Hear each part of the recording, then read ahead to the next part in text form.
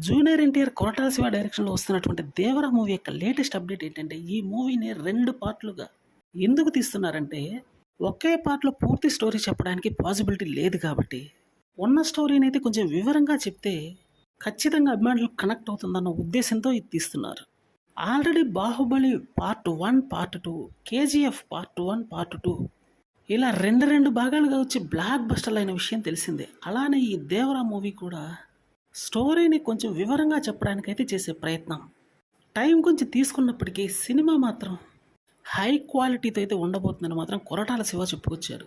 Junior NTR కూడా ఇదే రకమైనటువంటి స్టేట్మెంట్ ఇచ్చాడనే చెప్పాలి. దీనితో పాటు జూనియర్ ఎన్టీఆర్ చేతిలో ఇంకా 2, 3 బలమైన సినిమాలు, పెద్ద సినిమాలు ఉన్నాయి కాబట్టి వాటికి కూడా కొంచెం వీలు దొరుకుతుందని ఈ రకమైనటువంటి నిర్ణయం తీసుకున్నట్టు తెలుస్తుంది. 'వార్ 2' హృతిక్ రోషన్‌తో కలిసి చేస్తున్నటువంటి ఈ మూవీ మీద అంచనాలు భారీగానే ఉన్నాయి. అలానే ప్రశాంత్ నీల్‌తో తరువాత సినిమా అయితే ఒకటుంది. ఇలా పెద్ద డైరెక్టర్స్‌తో మూవీస్ 1 బై 1 వస్తాయి కాబట్టి, ఈ విధంగా షెడ్యూల్ ప్లాన్ చేసినట్టయితే తెలుస్తుంది జూనియర్ ఎన్టీఆర్. ఏది ఏమైనప్పటికీ జూనియర్ ఎన్టీఆర్ చేతిలో ఉన్నటువంటి ఈ ప్రాజెక్ట్‌లు నెక్స్ట్ బ్లాక్ బస్టర్స్‌గా మారాయంటే మాత్రం అది ఒక సెన్సేషనల్ న్యూస్ అవుతుందనే చెప్పాలి.